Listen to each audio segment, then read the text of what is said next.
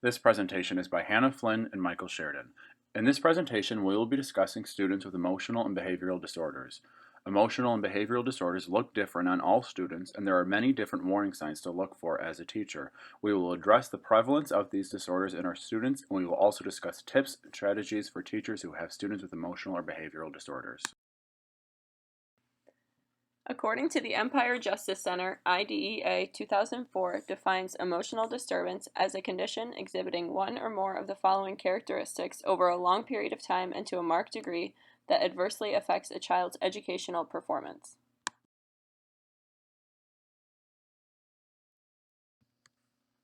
An inability to learn that cannot be explained by intellectual, sensory, or health factors, an inability to build or maintain satisfactory interpersonal relationships with peers and teachers, inappropriate types of behavior or feelings under normal circumstances, a general pervasive mood of unhappiness or depression, a tendency to develop physical symptoms related to fears associated with personal or school problems.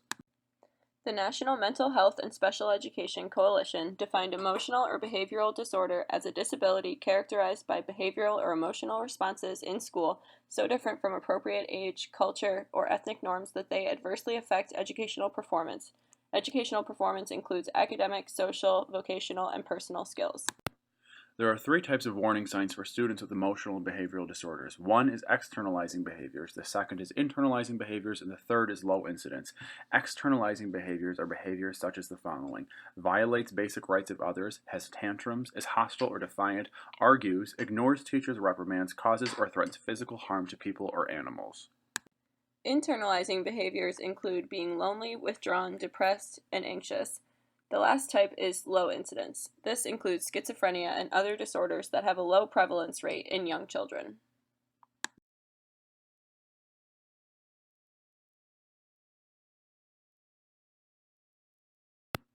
One evidence-based instructional strategy is teacher praise. It is important to provide frequent and positive feedback to children with emotional and behavioral disorders. This positive feedback should be specific and focus on academic performance and behaviors in the classroom.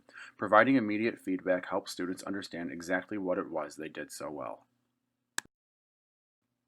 A second instructional strategy is scaffolding independent seat work. Students need support when they are engaged in independent work. Providing scaffolds allows students to begin the activity at an accessible level and slowly be able to complete the activity fully with fewer and fewer supports. One example of an appropriate scaffold is a graphic organizer.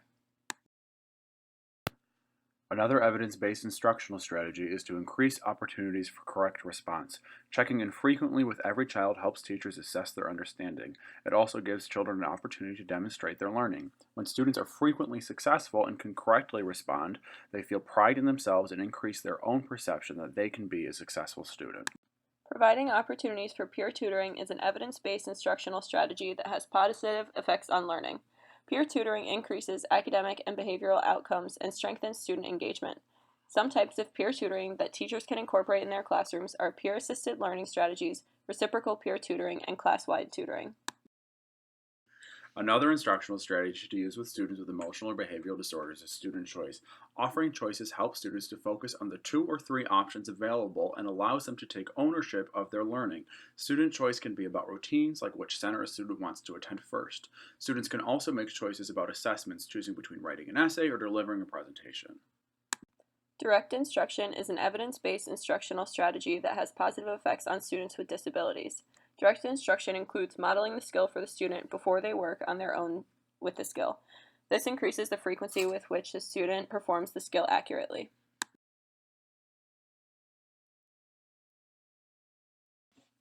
In addition to the previously mentioned instructional strategies, there are also behavioral management strategies that teachers can use in their classrooms. The most common of these is to establish classroom rules and procedures. The teacher and class work together at the beginning of the year to establish the expectations and procedures for the classroom. Another behavior management strategy that teachers can use is to provide teacher directives. Teachers should give specific and precise directives that students are likely to comply with and are able to comply with immediately. This increases the chance that the student is successful. The student's action directly after the directive should result in an immediate consequence, either positive or negative. Students with emotional and behavioral disorders struggle to show self management skills. Teachers need to devote a certain amount of instructional time to teaching these strategies. These strategies can help not only students with emotional and behavioral disorders, but all students in the classroom. Teachers can help students develop these abilities through the following methods. The first student self-management strategy is self-monitoring. Self-monitoring is one skill teachers can work on with students. With this strategy, students are observing, monitoring, and recording their behavior at specific times. The teacher can work on this with the student by recording their behavior and comparing what they noticed with what the student noticed. The teacher works on this strategy with the student until they can do it on their own. Self-instructions is another student self-management strategy. In this strategy, the student orally states the instructions for a task before completing it. Then they coach themselves through the task. This strategy can be used at many times during the day and is effective for students who struggle with staying on task throughout an activity. Self-regulated strategy development is the culmination of the other student self-management strategies. This approach combines the academic instructional approach of direct instruction with the self-management strategies. The teacher can use various points during direct instruction to include the instruction of self-management skills. In New York State in 2017, 450,328 students were classified as special ed. Of these, 23,429 students were classified as having an emotional or behavioral disorder. Nationally, 38.1% of students who have an emotional or behavioral disorder receive services outside of the classroom for 40% of the day. This means that most students with an emotional or behavioral disorder are spending the majority of their time in a general education classroom. Therefore, it is critical that all teachers know strategies for helping these students. No matter what disabilities a student may have, there are learning strategies that teachers can use to give them access to a challenging curriculum.